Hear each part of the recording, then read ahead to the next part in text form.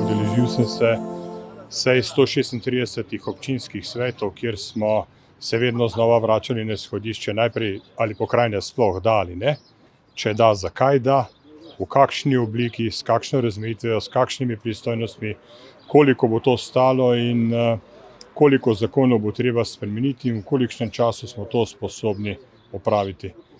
Sam seveda odgovorov na ta vprašanja nisem imel. Strokovna skupina pod vodstvom dr. Boštjana Brezovnika in več kot 70 domačih in 30 tujih znanstvenikov je v tem procesu oblikovala odločitve oziroma predloge za odločitve, ki jih izročamo Državnemu zboru. Državnemu zboru posredujemo 3 zakonske predloge, na podlagi katerih je možno res kakovostno politično odločanje, izpolnitev ustavne obveznosti in zelo malo možnosti za iskanje izgovorov, zakaj pokrajin tokrat ne bi ustanovili. Jaz bi se na tem mestu predvsem zahvalil predsedniku Republike za podporo, strokovni skupini dr. Boštjana Brezovnika za izjemno delo in državnim svetnikom za vztrajnost in za zvestobo temu projektu.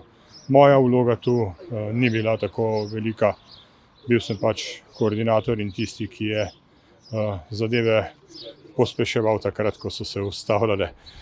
Ne bi rad, da bi zavoljo moje tudi politične izpostavljenosti pokrajine dobile rdečo luč od katerekoli stranke, da mi s tem ne bi pripisali kakšnih uslug. Zato se javno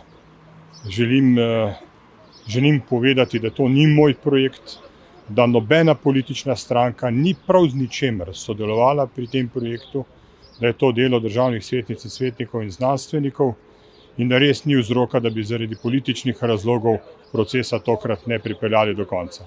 Nenazadnje imamo nov sklic Državnega zbora, imamo po mojem mnenju manj obremenjene poslanke in poslance in imamo lokalne volitve. Če imamo plebiscitarno voljo lokalnih skupnosti, da pokrajine da in zdaj, menim, da je na politiki vsa odgovornost, da ustavno določilo in voljo lokalnih skupnosti tokrat upošteva.